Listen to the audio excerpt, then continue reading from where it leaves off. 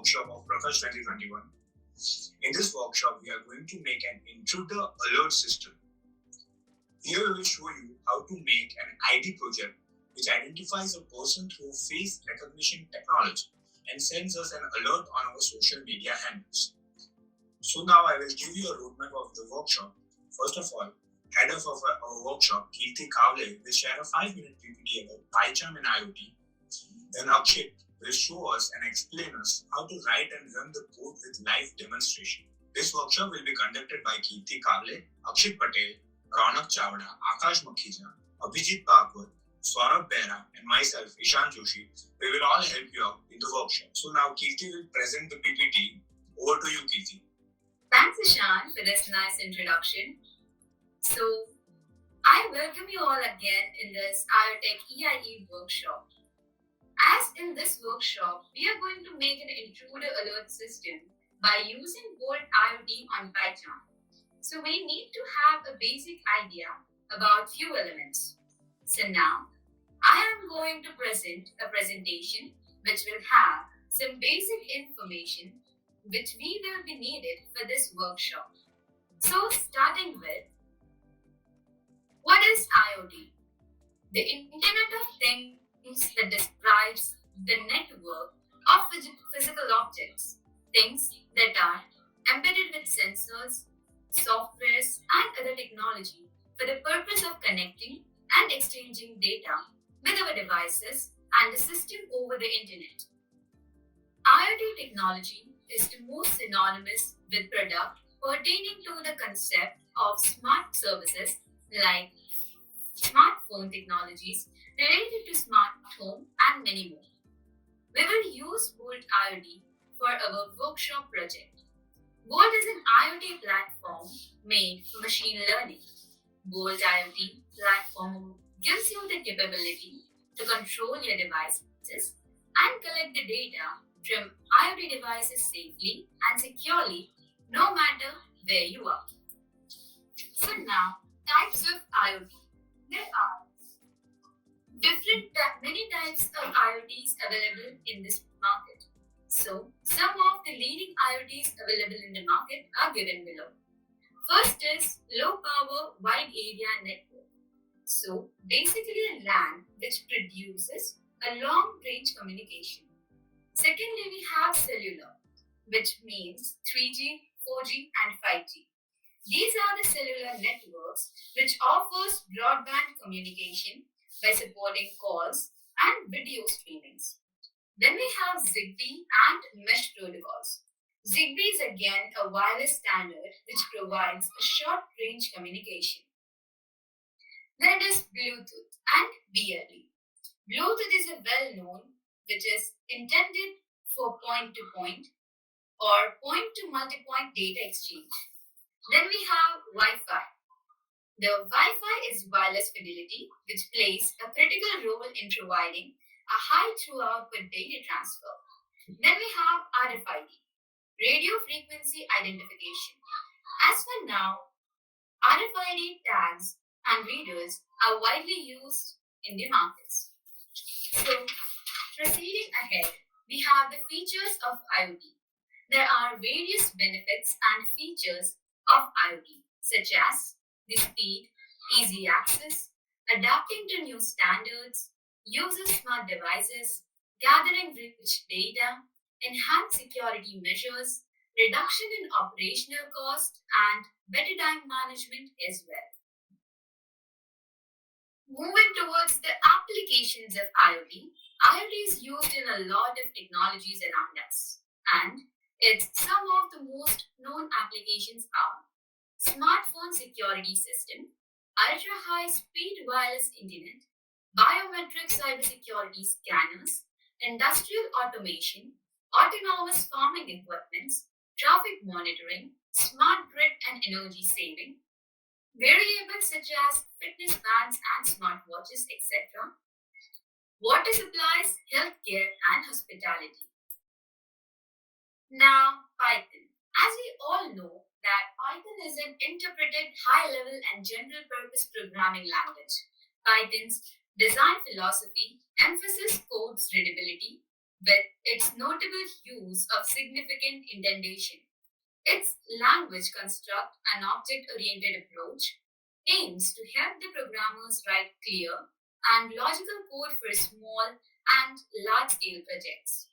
Python is a general-purpose coding language, which means that, unlike HTML, CSS, and JavaScript, it can be used for the other types of programming and software development besides of the web development. So now, what is PyCharm? Introduction to PyCharm. A link and a video that how to install PyCharm must have been arrived on your WhatsApp group.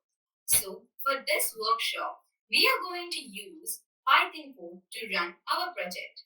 But for the platform on which we are going to work is the Python. PyCharm is an integrated development environment used for the computer programming, especially for the Python language.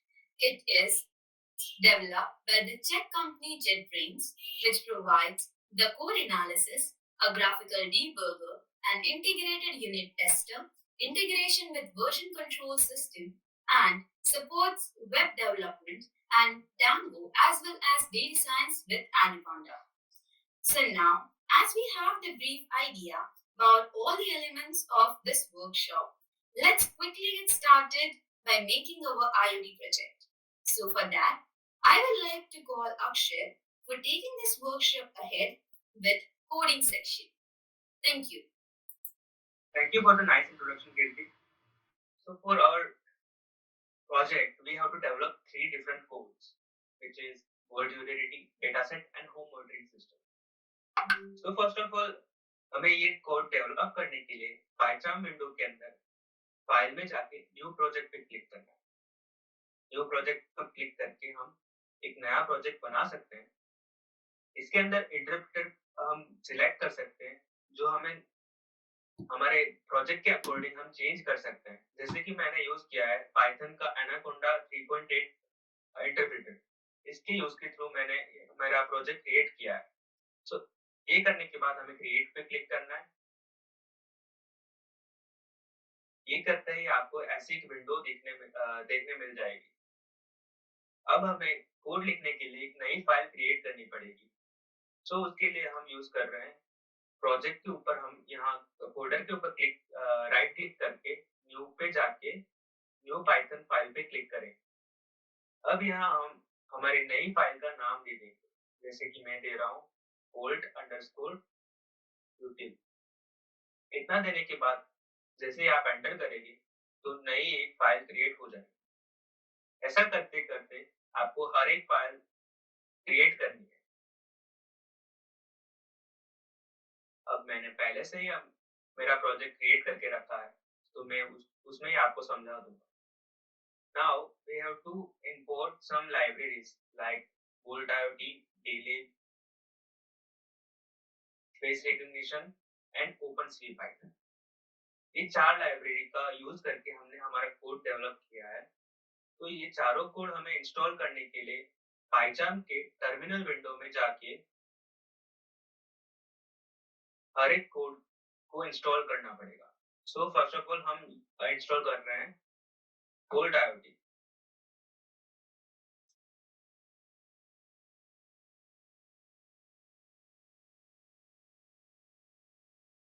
तो pip3 install Volt IoT ऐसा लिख के हम enter करेंगे तो वो Volt IoT library को install कर देगा। एज द सेम हम सारे कोड्स सारे लाइब्रेरीज को ऐसे ही इंपोर्ट करेंगे। Volt IoT का इंपोर्ट हम इसलिए कर रहे हैं क्योंकि हम Volt IoT का यूज कर रहे हैं हमारे कोड के साथ। Daylib लाइब्रेरी का यूज हमने हमारा फेस आइडेंटिफिकेशन एक्यूरेट हो उसके लिए यूज किया है। फेस रिकॉग्निशन का यूज हम face recognition related task use करने के लिए करते हैं। और OpenCV पाइथन का यूज वेबकैम का आउटपुट दिखाने के लिए, वेबकैम में से कोई भी फ्रेम कैप्चर करने के लिए एक्सेट्रा सारे टास्क यूज करने के लिए कर रहे हैं। तो ये सारे लाइब्रेरीज इंस्टॉल करने के बाद हमें हमारा बोल्ट यूटिलिटी प्रोग्राम लिखना स्टार्ट करना है। तो उसके लिए हमने कुछ मॉड्यूल्स इंपोर्ट किए जैसे कि time, Jason, request and bolt. ये टाइम मॉड्यूल हम टाइम रिलेटेड टास्क यूज करने के लिए कर रहे हैं। जेसन का यूज जावास्क्रिप्ट रन करने के लिए होता है। रिक्वेस्ट का यूज हम हमारे टेलीग्राम पे जो फोटो सेंड कर रहे हैं उसके लिए करने वाले हैं, और बोल्ट का यूज हम बोल्ट के साथ इंटरेक्ट करने के लिए करेंगे। अब इतना करने के बाद हमें बोल्ट कैसे हम सेटिंग अप कर सकते हैं वो जानना पड़ेगा। तो बोल्ट को सेटअप करने के लिए हमें हमारे फोन के अंदर बोल्ट का एप्लीकेशन इंस्टॉल करना पड़ेगा।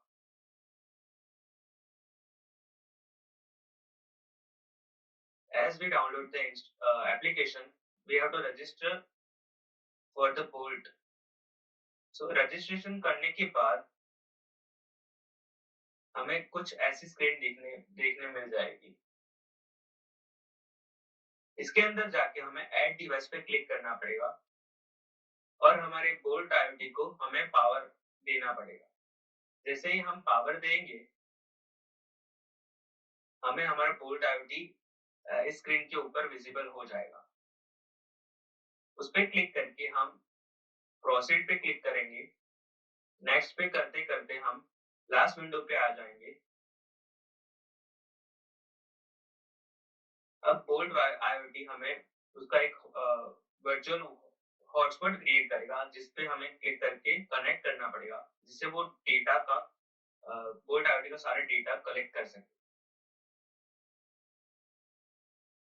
तो इतना करने के बाद हमें हमारा वाईफाई बोल्ट IoT के साथ कनेक्ट करना पड़ेगा। ये वाईफाई आपके राउटर से भी कनेक्ट हो सकता है और किसी फोन के थ्रू भी हम कनेक्ट कर सकते हैं। तो हमें वाईफाई इसके साथ इंटरेक्ट कराना होगा और उसको कनेक्ट करना होगा। इतना करने के बाद हमारा वाईफाई मॉड्यूल कनेक्टेड हो जाएगा और हमारा बोल्ट IoT डिवाइस ऑनलाइन हो जाएगा। जैसे ही हमारा बोल्ट IoT डिवाइस ऑनलाइन हो जाएगा, उसके बाद हमें बोल्ट के क्लाउड पे जाके लॉगिन करना है।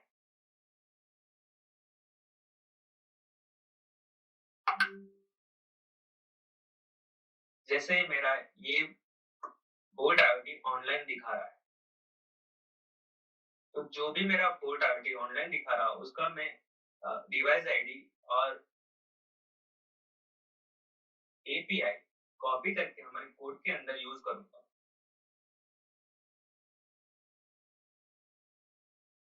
तो फर्स्ट ऑफ ऑल हम API कॉपी करके माई API के अंदर उसको पेस्ट कर देंगे और डेवलपर आईडी को कॉपी करके माई डेव के अंदर कॉपी कर देंगे। अब हमारे बोल्ट IoT को हमें हमारे कोड के साथ कनेक्ट कराना है, तो उसके लिए हम बोल्ट मॉड्यूल का यूज कर रहे हैं और उसको हम API और डेवलपर आईडी दोनों देंगे।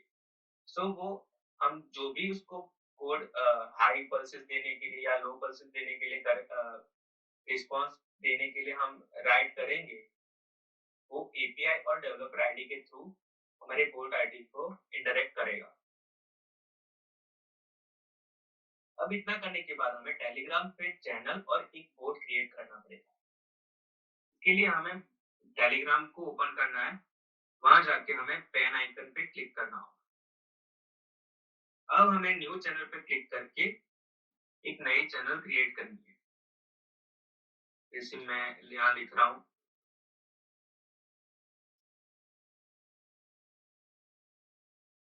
Anything IoT। ये चैनल का नाम मैंने लिखा है, डिस्क्रिप्शन में आप कुछ भी लिख सकते हो।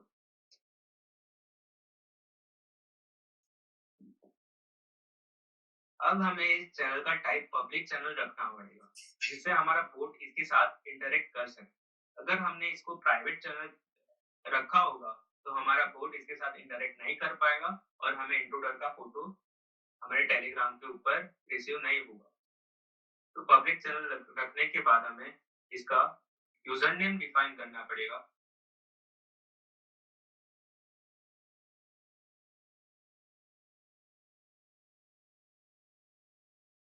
सो ये यूजर नेम हमें यहाँ यूज करना पड़ेगा टेलीग्राम चैनल आईडी के लिए। सो ये यूजर नेम हमें याद रखना है। अब इतना करने के बाद हमारी चैनल क्रिएट हो गई है। अब हमें टेलीग्राम के अंदर बोट क्रिएट करना है। इसके लिए हम बोट फादर नाम की एक चैनल को सर्च करेंगे। ये बोट फादर नाम की चैनल हमें बोट क्रिएट करने के लिए काम आएगी। टेलीग्राम हमें बोट क्रिएट करने के लिए ये चैनल रिकमेंड करता है और हम इसके जरिए इजीली अपना बोट क्रिएट कर सकते हैं। सो न्यू बोट क्रिएट करने के लिए हम यहाँ /start ऐसा टाइप करके सेंड करेंगे तो कुछ कमांड आपके विंडो पे आ जाएंगी। अब हमें नया बोट क्रिएट करने के लिए न्यू बोट पे क्लिक करना होगा। जैसे ही आप न्यू बोट पे क्लिक करोगे आपको ये नाम आपका बोट के नाम देने के लिए पूछेगा। तो जैसे कि मैं दे रहा हूँ यहाँ एनीथिंग।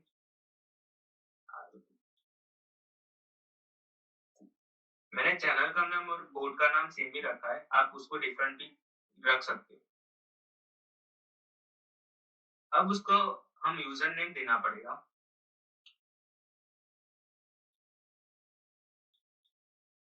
और मेक श्योर वो एंडिंग बोट से हो। अगर वो बोट से हम एंडिंग नहीं देंगे तो वो एरर दिखाएगा और पूछेगा कि आपका एंडिंग बोट से नहीं हुए, तो वापस आपको लिखना पड़ेगा यूजर नेम और उसके एंडिंग में आपको बोट लिखना ही पड़ेगा, वरना वो एक्सेप्ट नहीं करेगा और आपका बोट क्रिएट नहीं होगा। अब हमें यहाँ एक टोकन आईडी मिली है। इस टोकन आईडी की जरूरत हमें हमारे कोड के अंदर है। ये टोकन आईडी को हम कॉपी कर देंगे और हमारे कोड के अंदर पेस्ट करेंगे। अब इतना करने के बाद हमने जो हमारी चैनल क्रिएट करी थी उसके अंदर जाके इन्फो में जाके एडमिनिस्ट्रेटर के अंदर हमारे बोर्ड को एडमिन राइट्स देने होंगे। सो एडमिनिस्ट्रेटर के अंदर जाके हम ऐड एडमिन करेंगे और वहां जाके हमारे बोर्ड का नाम सर्च करेंगे। तो जैसे ही हमने बोर्ड का नाम लिखा था वैसा हमें मिल गया, तो उसके ऊपर क्लिक करेंगे और सारे एडमिन राइट्स दे देंगे। सो इतना करने के बाद हमारा टेलीग्राम का काम खत्म हो गया।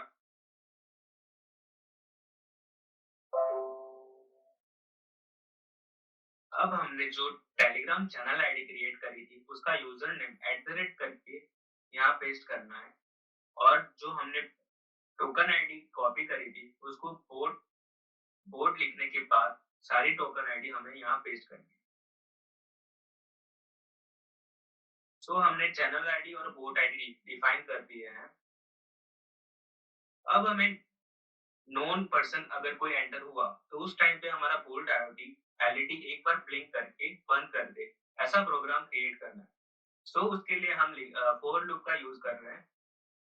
पाइथन के अंदर फॉर लूप ऐसे लिखा जाता है जिसके अंदर हमको रेंज देनी पड़ती है और ये जो 1 लिखा है वो इटरेशंस है। सो हम ये कोड एक बार ही इटरेट करने वाले हैं, मतलब एक ही बार वो रन होगा और बंद हो जाएगा। उसके लिए हमने यहाँ 1 लिखा है।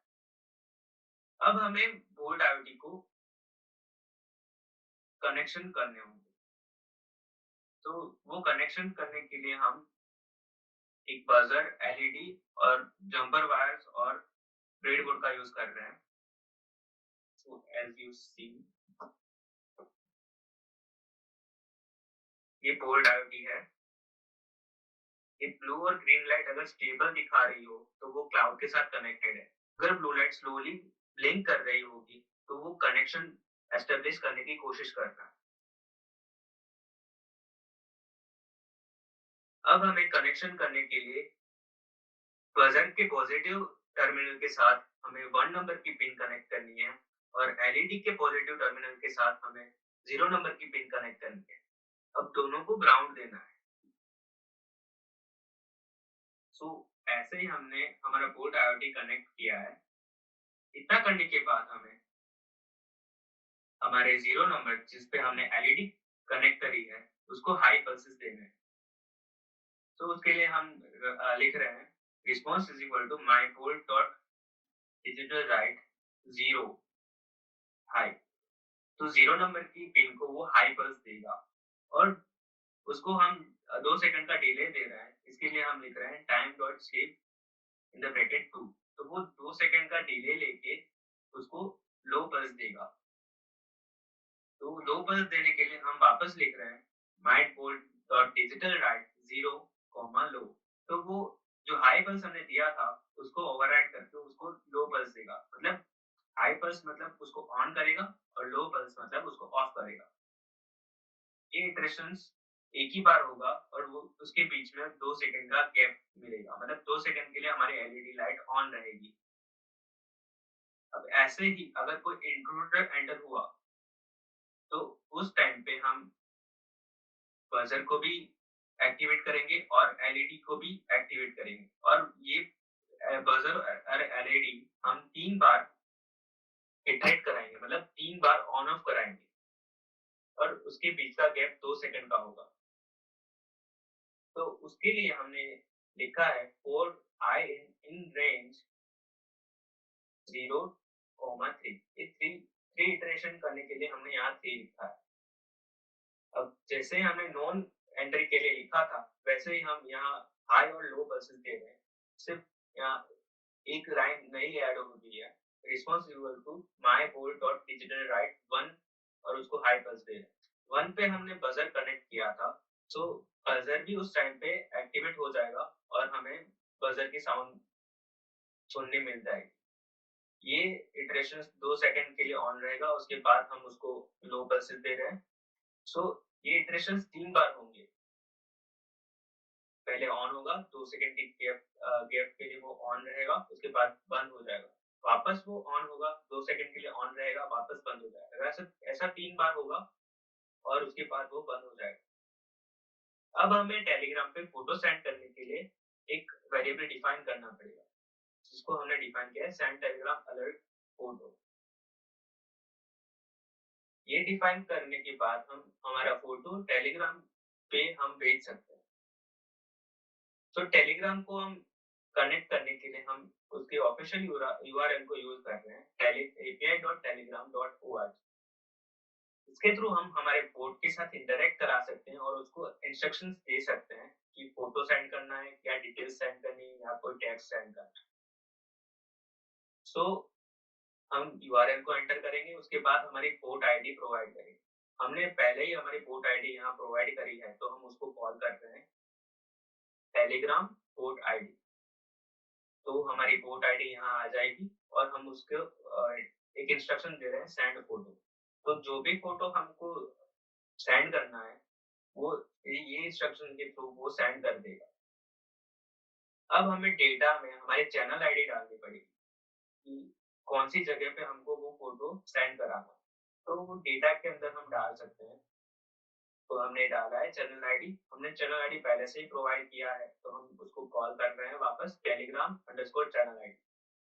अब हमारे फोटो के नीचे हम कोई भी कैप्शन भी डाल सकते हैं।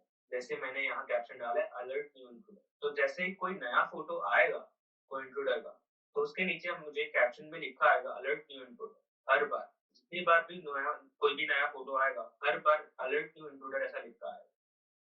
अब हमें वो फाइल्स हमारे टेलीग्राम को देनी है तो उसके लिए हम फाइल्स के अंदर ओपन कर रहे हैं।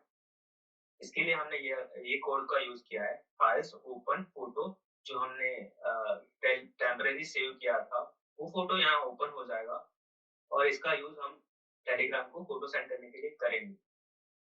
अब इतना करने के बाद हमें इंस्ट्रक्शंस देनी होगी कि वो ये डेटा और ये फाइल्स सेंड करें।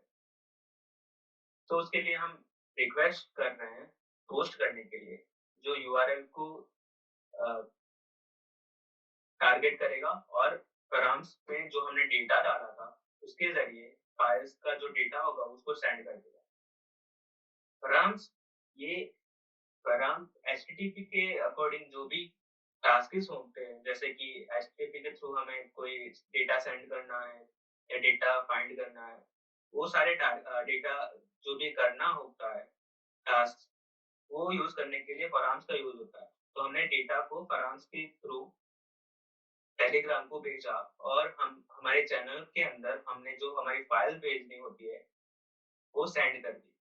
अब इतना करने के बाद अगर हमारा डेटा सेंड हो गया तो हमारे रन विंडो के अंदर टेलीग्राम का रिस्पॉन्स वापस हमें मिल जाएगा।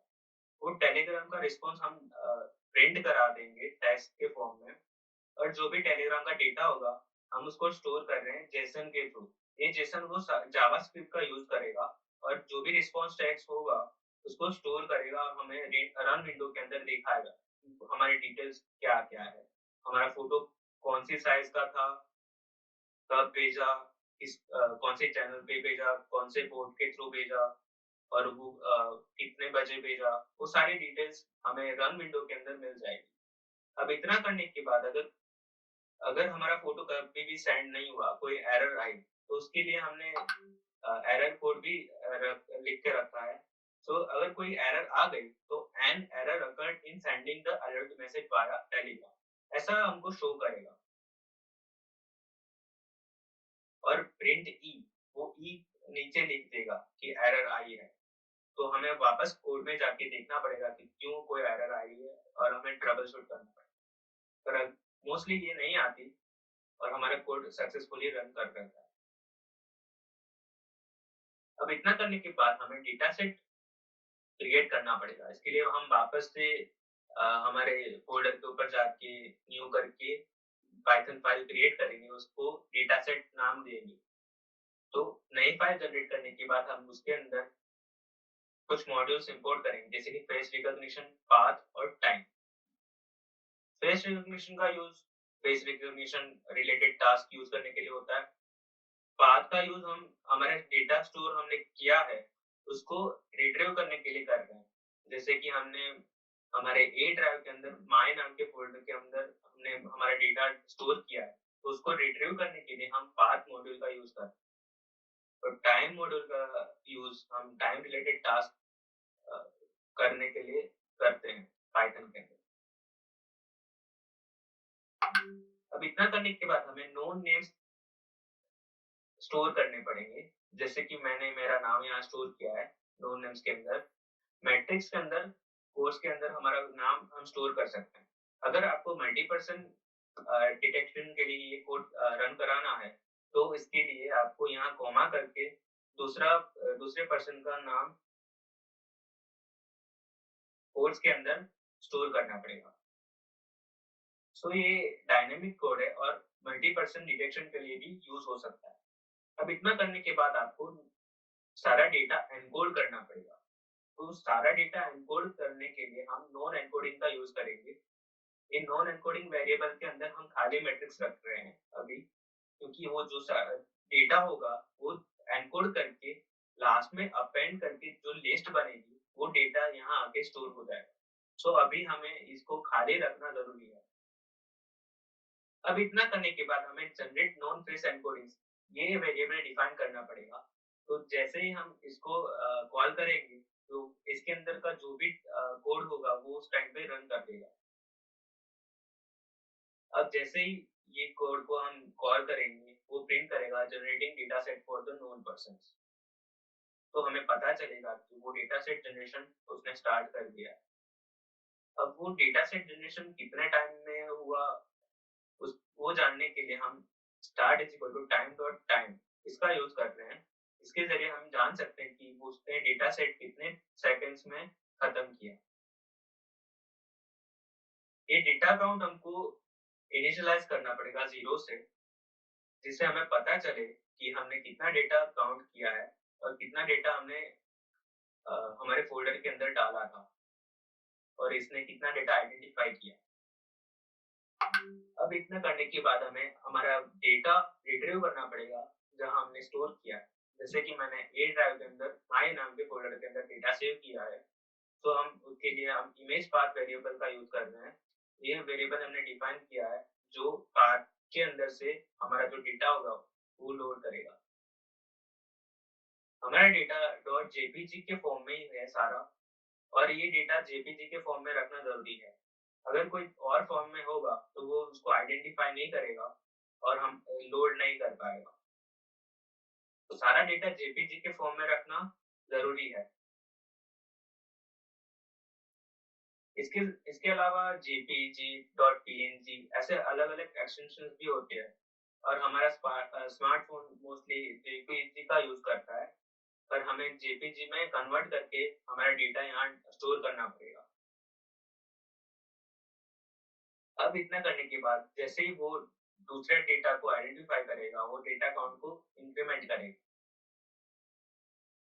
तो एक डेटा काउंट आइडेंटिफाई करके वो इंक्रीमेंट करेगा, वापस वो डेटा देखेगा, दूसरा डेटा देखने के बाद वो वापस डेटा काउंट को इंक्रीमेंट करेगा।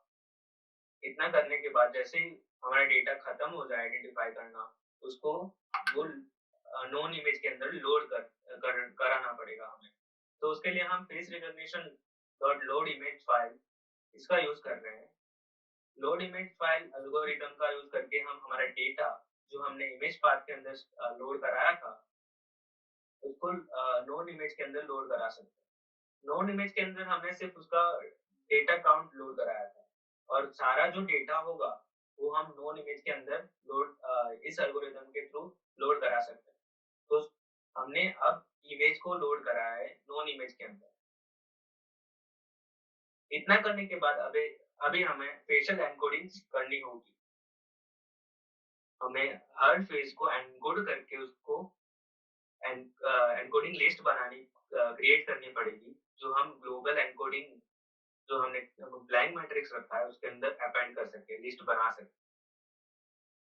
अब उसके लिए हम एक वेरिएबल डिफाइन करें नॉन इमेज एनकोडिंग्स। ये वेरिएबल के अंदर हम फेस रिकॉग्निशन लाइब्रेरी का फेस एनकोडिंग एल्गोरिथम यूज कर रहे हैं। जो हम नॉन इमेज के अंदर जो हमने डेटा लोड कराया था, जो इमेज फाइल्स लोड कराई थी, उसका फर्स्ट एलिमेंट जो नाम होगा उसको वो एनकोड कर देगा और हम इसका यूज हम नॉन एनकोडिंग्स के अंदर लिस्ट बनाने के लिए करेंगे। फर्स्ट एलिमेंट का यूज हम कर रहे हैं, सो इसके लिए हमने मैट्रिक्स के अंदर 0 लिखा है, तो ये सिर्फ फर्स्ट एलिमेंट का यूज करेगा एनकोडिंग करने के लिए। इतना करने के बाद हमें लिस्ट क्रिएट करनी है, तो उसके लिए हम यूज कर रहे हैं नॉन एनकोडिंग। जो हमने वेरिएबल डिफाइन किया था वो डॉट अपेंड का यूज हम लिस्ट क्रिएट करने के लिए कर सकते हैं। तो उसके जरिए हमने नॉन इमेज एनकोडिंग के अंदर जो फेशियल एनकोडिंग्स करी थी उसका डेटा जो हमको फर्स्ट एलिमेंट चाहिए लिस्ट बनाने के लिए, वो हमने पहले से फर्स्ट एलिमेंट रखा था, तो जो भी डेटा होगा वो डायरेक्ट लिस्ट के अंदर स्टोर हो जाएगा। अब हमें पर्सन का नाम और इनपुट फाइल का नाम रिट्रीव करने के लिए हम ये कोड का यूज कर रहे हैं। इमेज पाथ के अंदर वो स्ट्रिंग के जरिए जो इमेज पाथ का नाम होगा, जैसे कि मैंने अक्षित 1 2 3 ऐसा करके जो भी नाम लिखा होगा इमेज का, वो सारा वो नाम यहाँ पे शो कर देगा। अगर वो हमने यहाँ कोई नोन नेम्स डाला ना हो या नोन नेम्स डाला हो और मल्टीपल पर्सन के लिए हमने डाला हो पर वो कंपैरिजन ठीक से एक्यूरेटली ना कर पाए, तो हमें वो पाथ दिखा देगा कि जिस इमेज के जरिए वो कंपेयर हुआ है, सिमिलरिटीज उसमें दिखी है। और वो सारा डेटा हमें कैपिटल के अंदर दिखाना होगा, तो उसके लिए हम अपर का यूज कर रहे हैं और उसको स्प्लिट हम पॉइंटर के जरिए कर रहे हैं। मतलब कि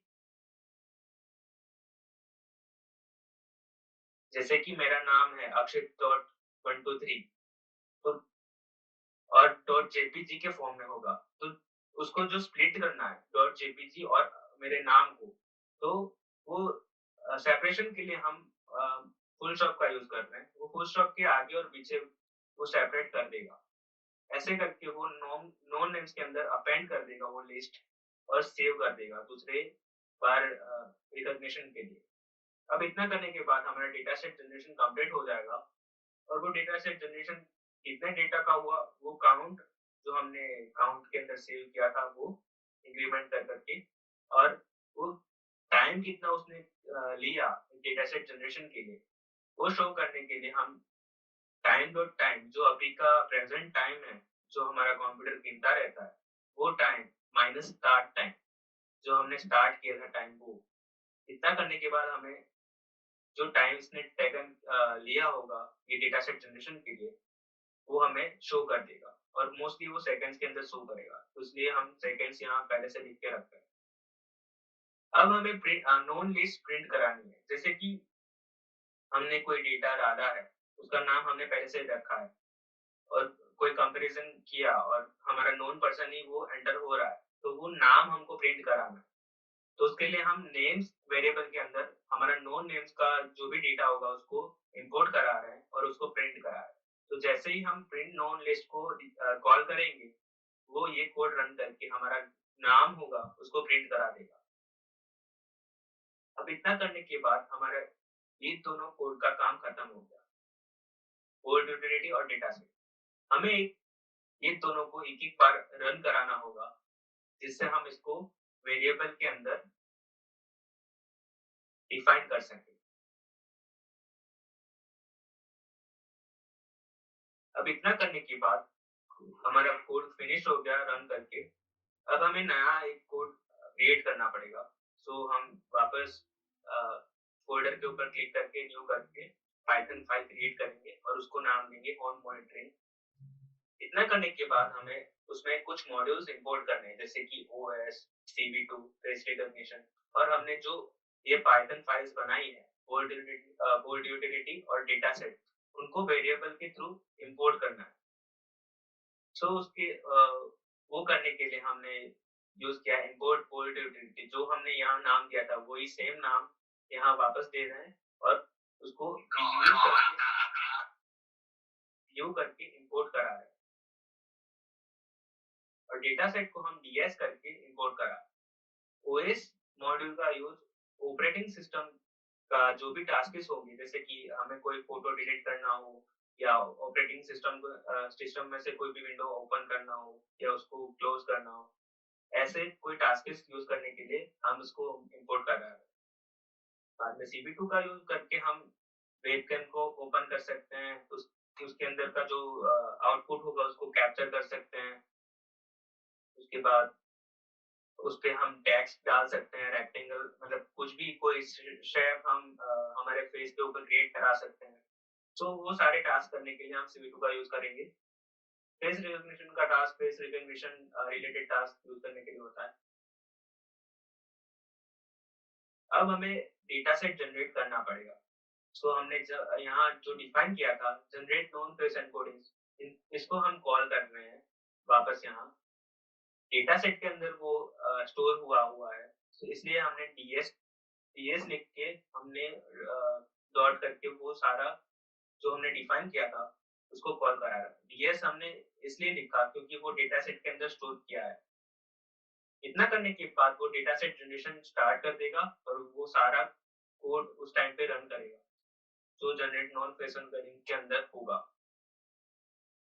इतना करने के बाद हमें वीडियो कैप्चरिंग स्टार्ट करनी पड़ेगी, जो हमें लाइव फुटेज देगा कि कोई इंट्रूडर आया है या नोन पर्सन आया है, उसको हमको सोर्स देना पड़ेगा कंपेयरिंग के लिए। तो हम वेबकैम का सोर्स दे रहे हैं उसको, इसलिए हमने वीडियो कैप्चर के अंदर cp2.videocapture 0 लिखा है। ये 0 वेबकैम के लिए यूज हो रहा है हमारे। मेरे पास एक वेबकैम है जिसको मैंने इधर डाला है, इसलिए मैंने यहाँ 0 डाला है।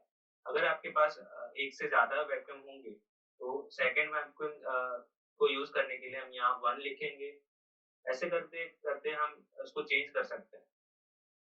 आईपी कैमरे का यूज करने के लिए हम यहाँ कोड्स के अंदर आईपी कैमरे का यूआरएल भी डाल सकते हैं। सो आईपी कैमरा भी आप यूज कर सकते हैं। अब इतना करने के बाद वो अगर वीडियो कैप्चरिंग स्टार्ट कर देगा तो उसको वो प्रोसेस ट्रू करेगा और हमारे वायल का जो ट्रू लूप होगा उसको वो रन करना स्टार्ट कर देगा और हमको प्रोसेस काउंट 0 से इनिशियलाइज कर रहे हैं, वो आगे जाके हमें काम लगेगा। अगर वो प्रोसेस ट्रू हुआ तो वो वीडियो कैप्चरिंग को रीड करना स्टार्ट करेगा। जो भी वो फ्रेम के अंदर हम जो दिखा रहे हैं, जो लाइव फुटेज आ रही है, उसमें से वो फेस को लोकेट करना स्टार्ट कर देगा। तो फेस लोकेशन आइडेंटिफाई करने के लिए हम फेस रिकॉग्निशन का फेस लोकेशन एल्गोरिथम यूज कर रहे हैं। वो फ्रेम के अंदर जो भी पर्सन होगा उसका फेस लोकेट करेगा और उसका डिस्टेंस मेजर करेगा। अगर उसको कोई फेस लोकेट नहीं हुआ तो वो वापस ये कोड को रन कराएगा जब तक वो फेस लोकेट ना कर सके। अब इतना करने के बाद ये फेस लोकेशन हमको 10 बार लूप में क्रिएट करना है। सो 10 टाइम वो हमको डिटेक्ट करना है कि ये फेस इन द फ्रेम है। तो उसके लिए हम इफ लूप का यूज कर रहे हैं और प्रोसेस काउंट को हम इंक्रीमेंट कराते जाएंगे। ये 10 बार हो जाएगा, उसके बाद ये कोड स्टॉप हो जाएगा और हमें अलर्ट दे देगा इंट्रूडर है या नोन है। अब हमें एक रेक्टेंगल क्रिएट करना है हमारे आउटपुट के अंदर। सो उसके लिए हम डिफाइन कर रहे हैं टॉप राइट बॉटम और लेफ्ट हमारे फेस के आजू बाजू का एरिया। वो फेस लोकेशन के अंदर से आपको हम डिफाइन कर रहे हैं। अब हमें रेक्टेंगल क्रिएट करना है, उसके लिए हम cv2 डॉट रेक्टेंगल का यूज कर रहे हैं। ये एल्गोरिथम के थ्रू हम हमारे आउटपुट के अंदर एक रेक्टेंगल क्रिएट करा सकते हैं जो फ्रेम को यूज करेगा और उसके लेफ्ट टॉप और राइट बॉटम के अराउंड एक रेक्टेंगल क्रिएट कर देगा। अब उसका कलर हम डिफाइन कर सकते हैं। यहाँ मैंने ग्रीन कलर दिया है, ये RGB ये उस तरह से काम करता है। तो रेड कलर हमने 0 रखा है, ग्रीन कलर हमने 100% रखा है। ये 8 बिट का यूज करता है, तो 0 मतलब 0 और 255 मतलब 100%। तो हमने 100% ग्रीन कलर दिया है, तो हमने यहाँ 255 लिखा है और ब्लू कलर का हमने 0 रखा है। तो ये प्योर ग्रीन कलर के अंदर हमें एक रेक्टेंगल क्रिएट करके बताएगा और उसकी रेक्टेंगल की थिकनेस हमने 2 रखी है। अब जो लाइव फुटेज मिल रही है उसको हमको एनकोड करना पड़ेगा for the comparison with the data set जो हमने प्रोवाइड किया है डेटा सेट के अंदर। तो उसके लिए हम यूज कर रहे हैं फेस एनकोडिंग का। तो नया डेटा एनकोड करने के लिए हम वेरिएबल क्रिएट किया है फेस एनकोडिंग्स 1। इसके अंदर हम नया जो फेस एनकोडिंग का डेटा मिल रहा है फेस लोकेशन के थ्रू उसको एनकोड कर रहे हैं और उसको फेस एनकोडिंग्स के अंदर स्टोर कर रहे हैं। इतना करने के बाद हमें ये जो डेटा होगा उसको फिर एनकोडिंग्स के अंदर लोड कराना है। अब अगर कोई अननोन पर्सन हुआ तो वो उसको अननोन करके जानेगा, मतलब कि अननोन इंट्रूडर आया तो वो अननोन प्रिंट कराएगा। तो उसके लिए मैंने यहाँ नेम के अंदर अननोन लिखा है। ये पहले से मैंने वेरिएबल डिफाइन करके रखा है। अब हमें रिजल्ट्स को कंपेयर करने हैं, जैसे कि हमने जो डेटा सेट डाला था वो और जो लाइव फुटेज का एनकोड मिला वो। तो उसके लिए हम यूज कर रहे हैं face recognition dot compare faces का एल्गोरिथम। कंपेयर फेसेस के एल्गोरिथम के थ्रू हम डेटा सेट जनरेशन के अंदर जो हमने नोन एनकोडिंग के अंदर ग्लोबल एनकोडिंग्स डाली थी, जो डेटा हमने एनकोड करके डाला था उसको कंपेयर करेगा जो लाइव फुटेज हमें एनकोड करके मिली है वो उसके साथ। और ये 0.6 फेस डिस्टेंस होता है। हमारा फेस एनकोड फेस डिस्टेंस के साथ होता है, मतलब कि अगर कोई सिमिलर फेसेस होंगे तो उसका फेस डिस्टेंस कम होगा, 0.5 के नीचे होता है। तो अगर 0.6 के ऊपर से ज्यादा से हमें मिल जाएगा डिस्टेंस तो हमें पता चल जाएगा कि वो इंट्रूडर है और हमारे फेस जो हमने नॉन फेसेस डाले हैं उसके साथ मैच नहीं कर। तो उसके लिए हम फेस डिस्टेंस हम 0.6 रखते हैं, तो ये मोर एक्यूरेटली हमें बता सके कि हाँ ये नॉन पर्सन है और ये इंट्रूडर है। अब इतना करने के बाद अगर ये प्रोसेस ट्रू हो गई, ये हमारे प्रोसेस ट्रू दिखाई, तो हमें इंडेक्स के अंदर हमारा डेटा जो नेम के अंदर रखा था वो लोड करना पड़ेगा।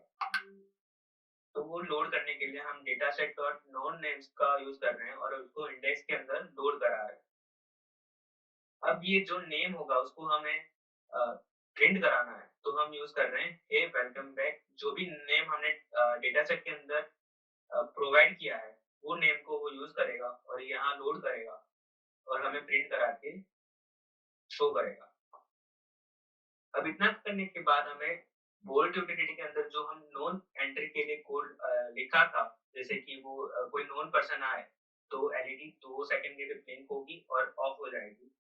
ये कोड हमें कॉल कराना है, तो हम यूज कर रहे हैं view.noneentry। तो नॉन एंट्री के अंदर जो भी कोड होगा वो इस टाइम पे रन करेगा। ये रन करने के बाद अगर ये प्रोसेस नहीं हुई, ये ट्रू वाली प्रोसेस नहीं हुई, तो वो अननोन वाली प्रोसेस को स्टार्ट कर देगा।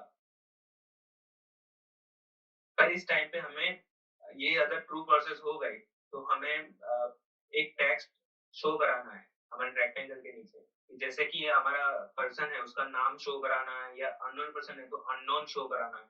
उसके लिए हम यूज कर रहे हैं cv2.putText। ये पुट टेक्स्ट के जरिए हम कोई भी टेक्स्ट हमारे आउटपुट के अंदर शो करा सकते हैं।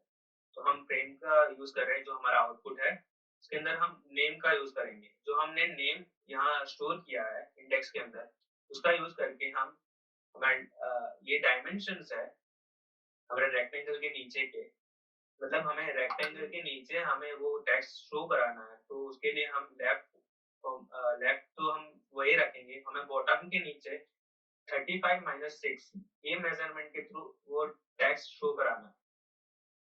तो हमने ये डेटा डाला है। cv2.font हार्शली कॉम्प्लेक्स, ये फॉन्ट के जरिए हम हमारे टेक्स्ट शो करा रहे हैं ये फॉन्ट का यूज करके। इसकी साइज 0.5 है और उसका कलर ग्रीन है RGB के थ्रू। ग्रीन कलर हमने 100% रखा है तो वो ग्रीन कलर के अंदर शो करेगा, और उसकी थिकनेस हमने 1 रखी है।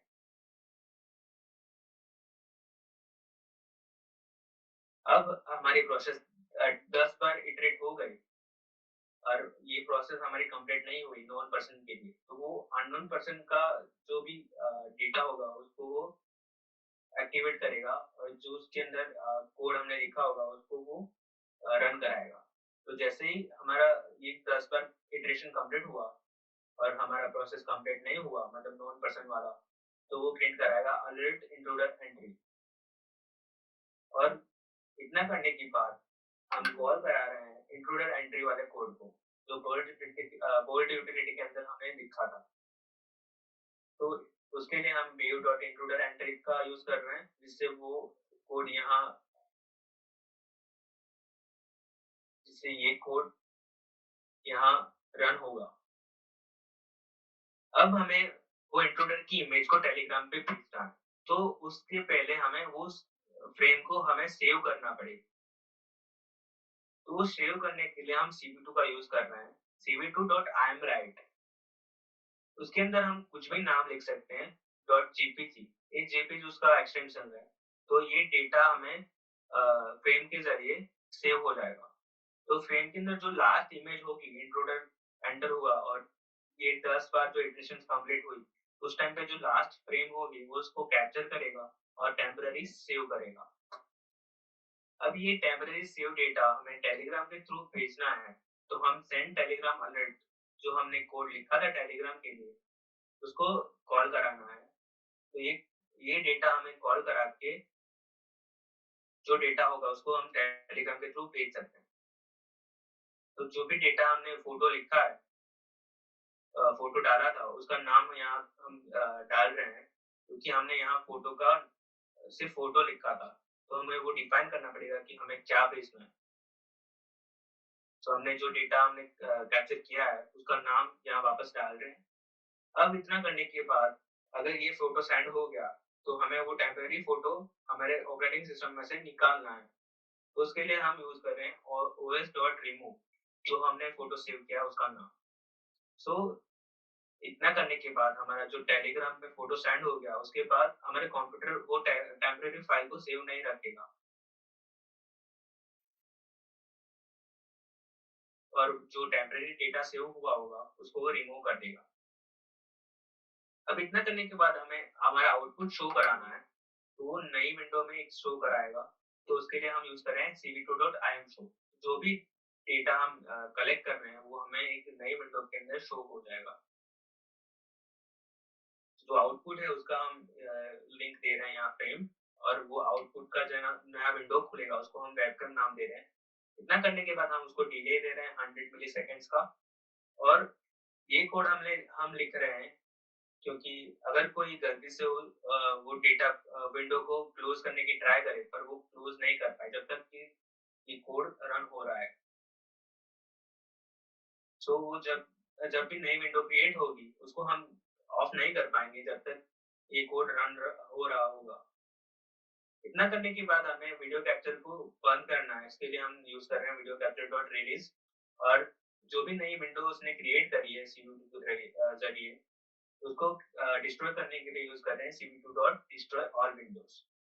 सो अगर ये दो लाइन हम ना लिखें तो ये इनफाइनाइट टाइम के लिए सारा वीडियो कैप्चर करते रहेगा, और जो भी नई विंडो उसने बनाई होगी उसको हम डिस्ट्रॉय नहीं कर पाएंगे, वो इनफाइनाइट टाइम के लिए लोड करती रहेगी। सो हमारा कोड कंप्लीट हो गया है। अब हम इसको रन करेंगे।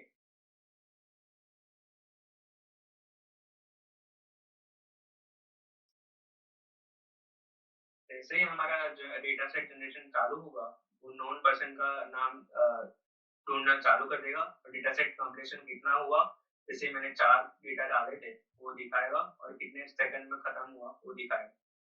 जैसे आपने देखा यहाँ एक रेक्टेंगल आ गया था जिसके अंदर मेरा नाम और एक रेक्टेंगल शो कर रहा था इस आउटपुट के अंदर, और यहाँ रन विंडो के अंदर है वेलकम बैक्स, और जो हमने नॉन नेम्स डाला होगा वो सारा दिखाएगा।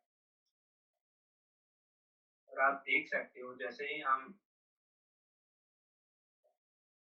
इसको क्लोज करने की ट्राई कर रहे हैं पर हम क्लोज नहीं कर पाएंगे तब तक कि कोड हम स्टॉप ना कर दे तब तक।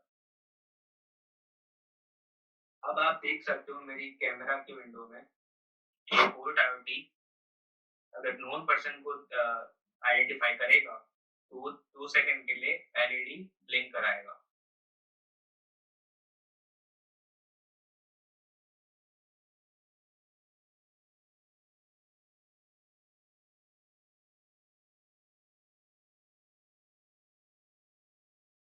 जैसे आपने देखा यहाँ LED 2 सेकंड के लिए ब्लिंक हुई थी और ऑफ हो गई।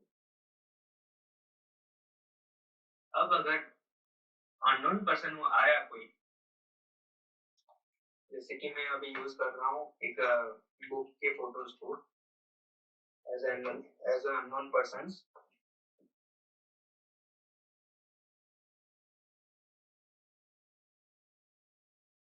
मैंने कोड वापस रन कराया है और इस टाइम मैं अननोन पर्सन को दिखा रहा हूँ।